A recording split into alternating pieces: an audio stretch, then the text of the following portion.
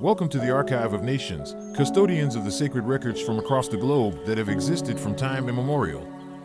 This is the third in a series of webisodes entitled The Fallacy of Greece and Rome. For far too long, carbon organic peoples have had their history erased and then claimed by others after whitewashing all the images of carbon organic's greatness. We acknowledge all the great scholars, bards and griots of past and present who are working tirelessly to set the record straight and reclaim our legacy of our greatness. This is part 3 of the series entitled The Minoans are the Keftiu of Ancient Egypt. Before we begin, the image you now see is the Keftiu bringing gifts to Egypt in the tomb of Regmeyer under Pharaoh Thutmose III. They are clearly carbon organic people, and it's absolutely ridiculous in 2023 that Caucasian scholars still perpetrate the myth that ancient Greece is Caucasian history. By the time artisans finished decorating the inside of the tomb of the Egyptian vizier Regmeyer, only a pale reflection of the greatness of the people known as the Keftiu remained. Besides being known as the Keftiu, these ancient people were also referred to as the Kaftarim, or people associated with the Akkadian term Kaptara. The earliest references to the island of Crete come from texts from the Syrian city of Mari dating from the 18th century BC, where the island is referred to as Kaptara and it was known in ancient Egyptian as Keftiu. Welcome as we unveil the ancient origins of the Minoans, where we continue to embark on a journey to uncover the true beginnings of Western civilization. Contrary to popular belief, Western civilization did not originate in Western Europe as discussed in our previous 2 webisodes. Instead, it traces its roots back to the East, with older civilizations flourishing in Africa and the Middle East. The debate over the origins of Greek civilization sparked intense discussion upon the release of 2 groundbreaking works. Dr. Sheikh Anta Diop's publication, The African Origins of Civilization, Myth or Reality in 1974, shed remarkable light on Africa's profound influence on early civilizations, and Dr. Martin Brunell's 3-volume masterpiece, Black Athena, The Fabrication of Ancient Greece 1785 to 1985, published in 1987. The second, The Archaeological and Documentary Evidence, 1991, and the last, The Linguistic Evidence, 2006, scrutinized the fabrication of ancient Greece. What is referred to as Greece was established by the Phoenicians and other maritime nations, and can be traced back to its source, which was ancient Egypt and Middle Eastern civilizations in existence thousands of years before the emergence of Greece. The myth of the labyrinth on Crete, from which the Greeks traced their roots, lay in the legends of the great labyrinth of Pharaoh Amenemhat III of the Egyptian Middle Kingdom. The Middle Kingdom was founded by Mentuhotep II and was the most dominant nation in the region. It stretched from Ethiopia to the Levant. The second millennium BCE witnessed 2 extraordinary cultures that were the precursors of Greek civilization. They were the Minoans on the island of Crete and Mycenae on the mainland. These 2 civilizations have left indelible traces across Greece and a nexus to earlier civilizations of Africa and the Near East.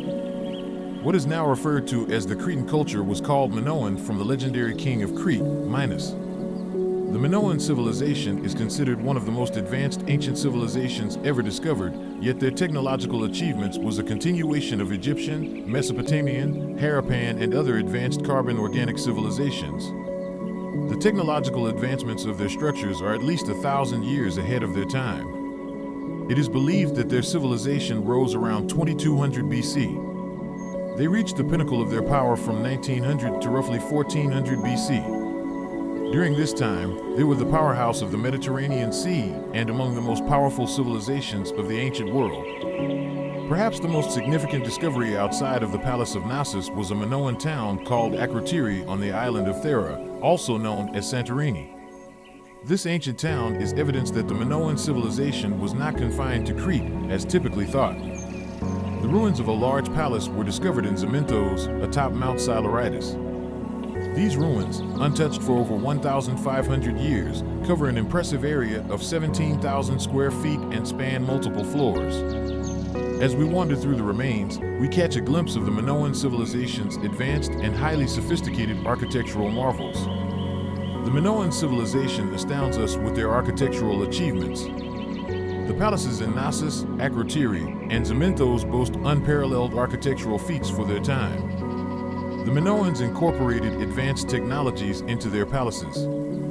These included plumbing, drainage systems, ingenious use of light reflection, air circulation, seismic resistance, and strategic location. The Palace of Knossos had a sophisticated water supply and drainage system. Terracotta pipes delivered water throughout the palace, while a subterranean network ensured efficient drainage, preventing flooding and disposing of excess water. The town of Akrotiri had the capability to run fresh water into every building, and also had a sewage system throughout the entire town connecting to bathrooms within the buildings, even connecting to the second floors. The toilets of the town had an ingenious design. The waste would fall down a clay pipe to the subterranean sewage system below, where water from the town's drains flushed it into a cesspit. The pipes were designed in such a way that a siphon effect drew the smells down the pipes away from the lavatory. The last impressive architectural feat was the fact that they built huge structures for their time. The palace at Knossos stood 4 stories high and had 1,300 rooms. It is one of the most impressive buildings in the ancient world, covering an area of roughly 479,160 feet.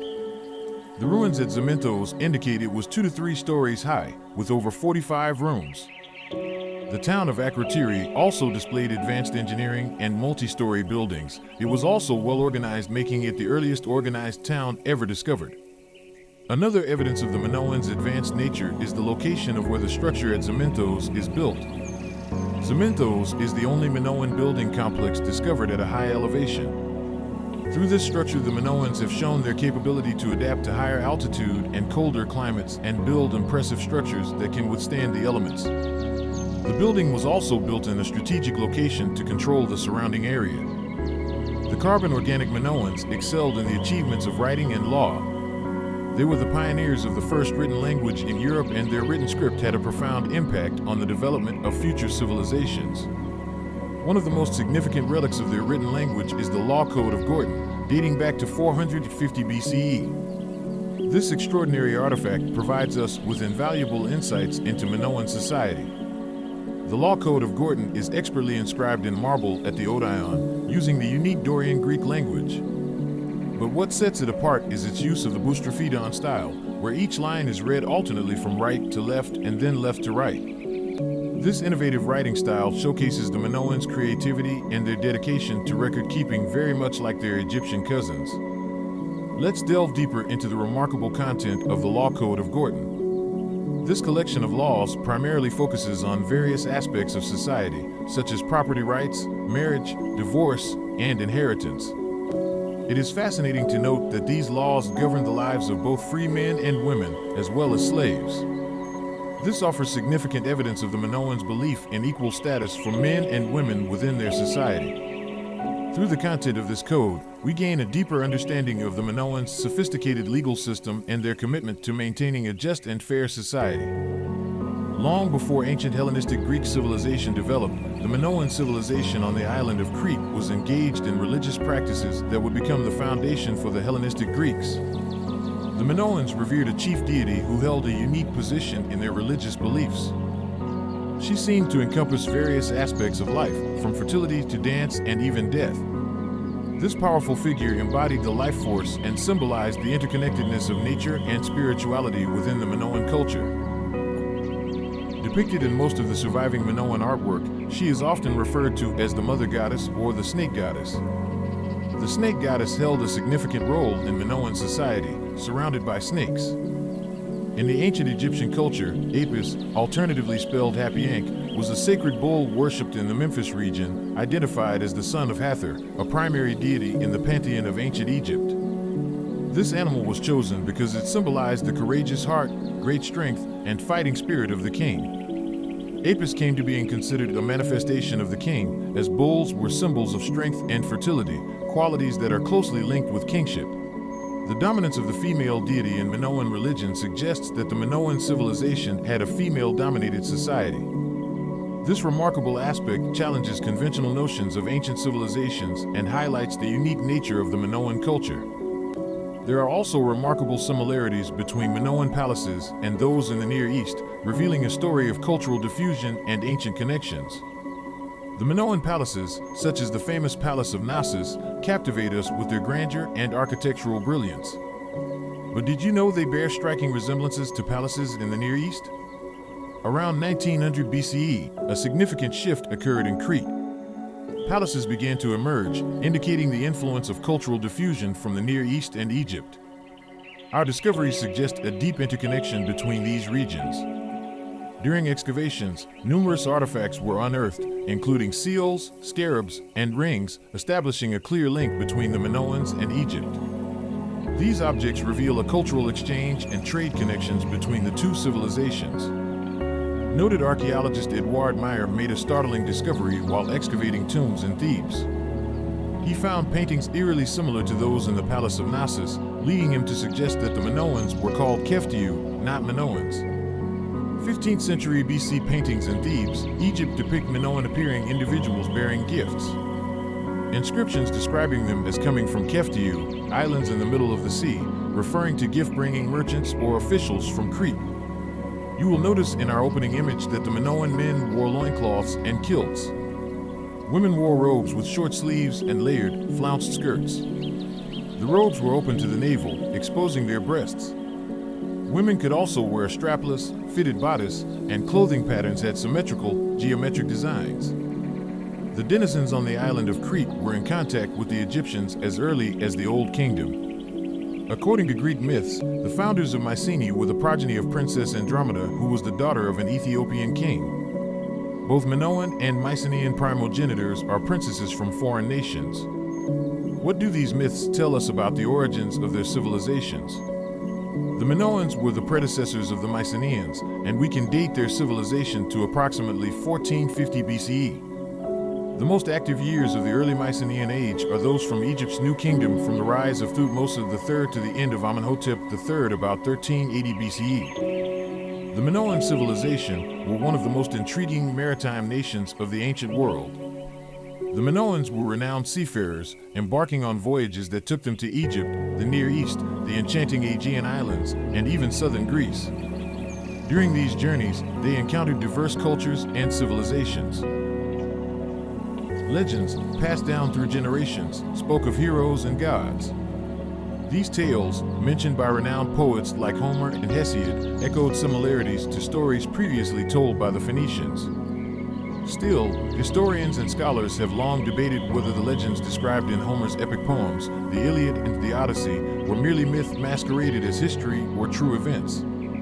One of the most captivating legends was that of the Trojan War.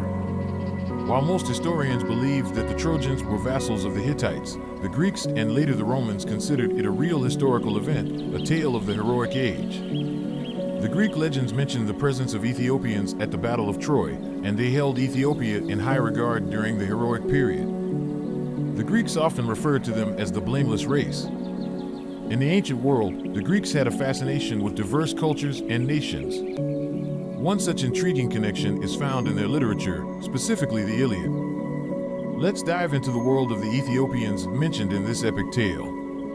An example from the Iliad states, "Only yesterday Zeus went off to the ocean river to feast with the Ethiopians, loyal, lordly men, and all of the gods went with him." Iliad 1.423.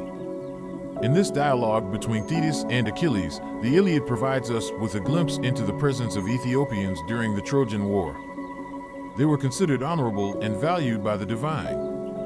The tales of the Iliad also record noble warriors such as Memnon, the Ethiopian king. He was renowned and celebrated not only in artwork but also in poems. To Troy no hero came of nobler line, or if of nobler, Memnon it was thine. Recited from the Odyssey Book 6. Memnon's bravery and lineage were highly regarded, giving him a prominent place in ancient Greek literature. Memnon's fame extended even beyond literature. Centuries later, the Greeks named the twin statues of Pharaoh Amenhotep III in Egypt as the Colossus of Memnon. This association between Egyptians and Ethiopians showcases the related Keftiu occasional intertwining of these cultures. It's important to note that the term Ethiopian in ancient Greek texts was not limited to a specific nation, but rather referred to an ethnic or racial group located in various lands. The Greeks associated Ethiopians with their distinct physical appearance, combining the Greek words for burnt and skin. Through the Iliad and other literary sources, we can see how the Greeks acknowledged the presence and significance of Ethiopians. Whether it be in war or in the arts, Ethiopians left an imprint on the ancient world, fostering cultural connections and broadening horizons. During the Trojan War, Ethiopians lived in the vicinity of Troy. Furthermore, Herodotus wrote in his history centuries later, the Egyptians said that they believed the Chaldeans to be descended from the army of Sesostris. My own conjectures were founded, first, on the fact that they are black-skinned and have woolly hair. Sesostris was a pharaoh of the Middle Kingdom who led a military expedition into Europe. The presence of Ethiopians at the Trojan War may shed some light on the demographics during the Mycenaean era. Before we explore the Mycenaean era in our next webisode, we must ask the question, what happened to the Keftiu known as Minoans?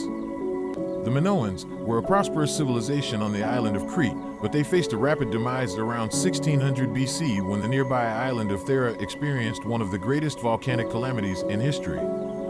The center of the island of Thera was home to a powerful volcano that catastrophically erupted and destroyed the entire island. Geological records suggest that the volcanic eruption may have been 4 to 10 times more powerful than the infamous Krakatoa explosion in AD 1883, which is the largest recorded in history. The Krakatoa volcano extruded 6 cubic miles of material, killing 36,000 people. However, this would have been dwarfed by the massive eruption of Thera. The cataclysmic explosion of Thera led to the ruin of the Minoan civilization. The once prosperous Minoan civilization fell into ruin following the catastrophic eruption of Thera. The island of Thera, located in the Aegean Sea, was also home to the Minoans. The eruption buried their city, Akrotiri, under layers of pumice, serving as a time capsule for archaeologists centuries later. But the devastation didn't stop there. Enormous tsunamis, triggered by the eruption, wreaked havoc along the shores of Crete. Multiple tsunamis, up to 12, each reaching a height of around 50 feet, struck Crete every 30 minutes after the eruption. The ash cloud from the explosion traveled far and wide, even reaching as distant places as the Nile Delta and the Black Sea. The sound and ash cloud would have been witnessed as far away as Egypt and Mesopotamia. Although Crete is widely believed to be the heartland of the Minoan civilization, recent findings suggest otherwise. A fresco discovered in Akrotiri depicts Thera, with an island in its center, akin to its present-day form. This central island was actually the volcano itself, thus any structures built there would have been completely obliterated, leaving us no further evidence to confirm if this large city existed.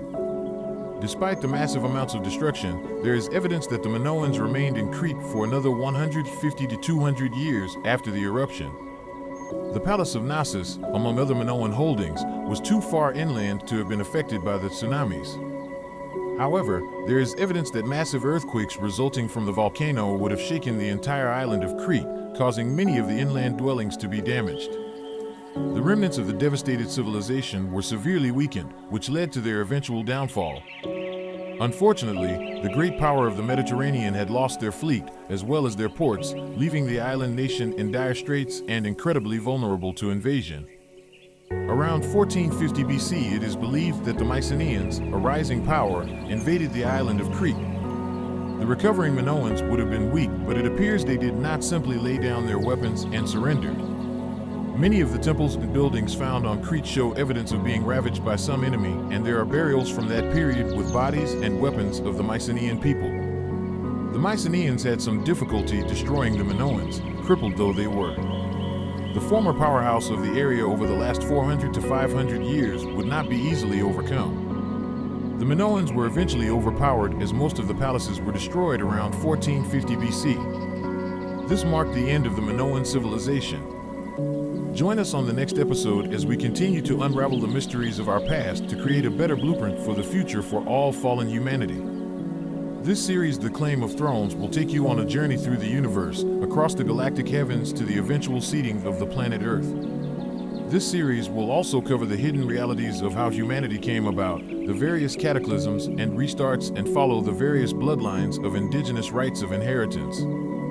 This narrative sets the sacred record straight in regards to who's who on the planet Earth and begins the journey of the lawful reversion and restitution for the heirs of Mother Earth. If you like this content, please subscribe and hit the notification button, as well as support across our many social media platforms.